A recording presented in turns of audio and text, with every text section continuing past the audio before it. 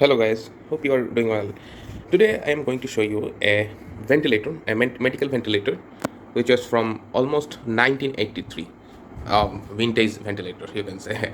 So the ventilator parts that we are looking for is Puritan Bennett 7200 series. So is this 7200 series is a legendary for medical ventilator because this was the first ventilator with built-in compressor and modern microprocessor. So this is actually ran with 115 volt. You can see here, and the ventilator is massive. This because just look at its compressor. It's like a full phase uh, water pump. This is not a water pump, but this is the compressor that was in here within this ventilator.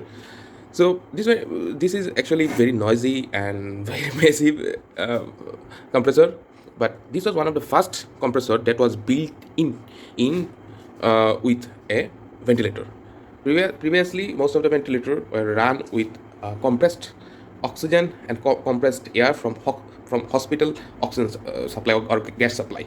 But this is one of the first ventilator that was introduced the compressor within the ventilator. So this is a compressor. This huge thing. It's almost like a aircraft engine. Just imagine how big it is. This pneumatic section, this is actually pneumatic section. Here you can see various solenoids, various filters, various connectors, lots of things. Actually, I have disconnected some of the parts from it, especially the proportional solenoid, because I was testing something. That's why I dismantled whole ventilator, and most of the parts here is very bulky but very rigid, and you know the the previous method of making ventilator is very rugged. The connections are very solid. This medical device, that's why very serious. Just see the connectors. Oh my god, lots of wire, and it's almost like a household gas delivery system. So this is the main pneumatic section.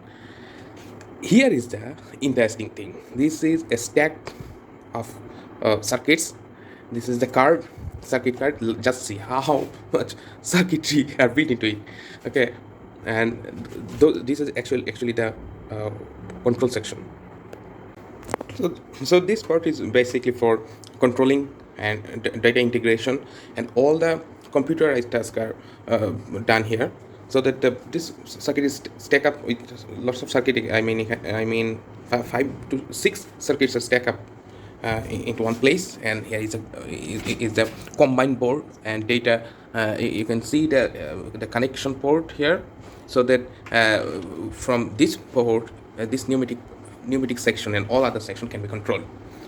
And moving to left, here we can see the power input unit, and here is a very interesting thing, how many hours this ventilator already been run. So here is a huge capacitor, already 38866 hours already it worked. He goodbye. So okay, so moving on to its inside, you can see various fuse switches and connectors. Here is the counter, lifetime counter, etc.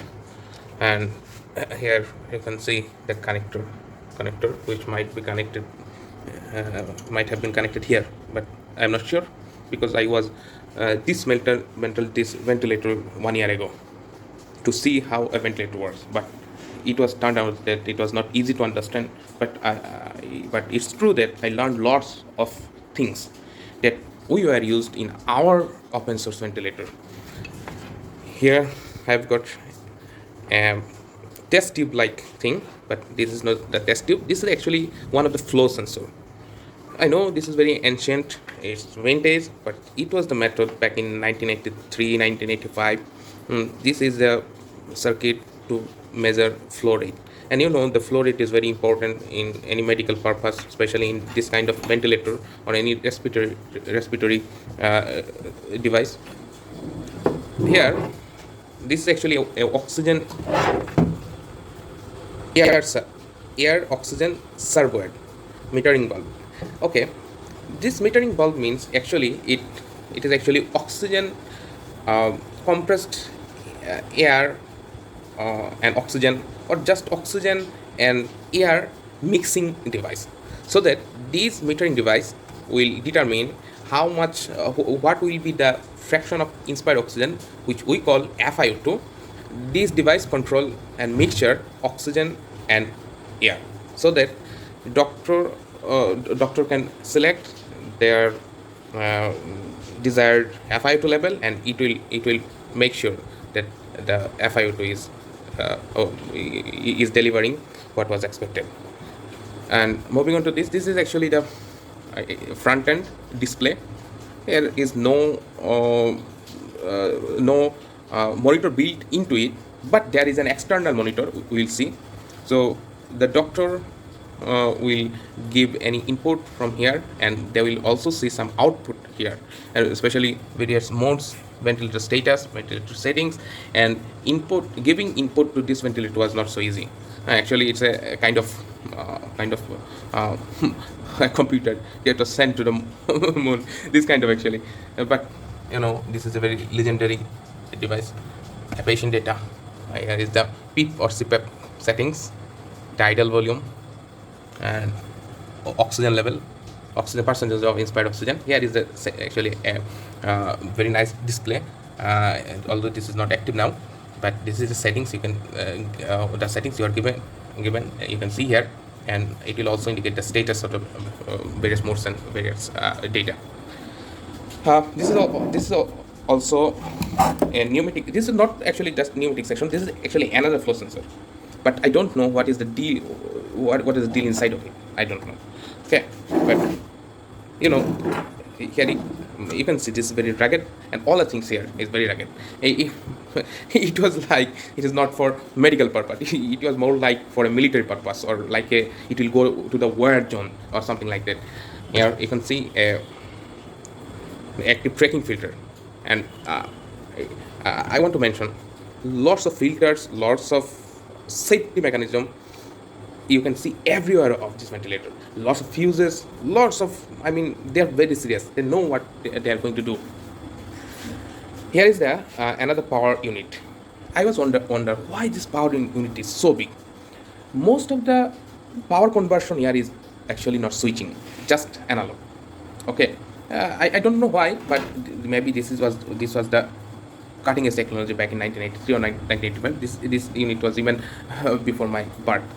And if you see here, you can see this module output plus minus 15 volt DC at 3 amps, and whole thing is to just convert plus minus 15 volt DC at 3 amps.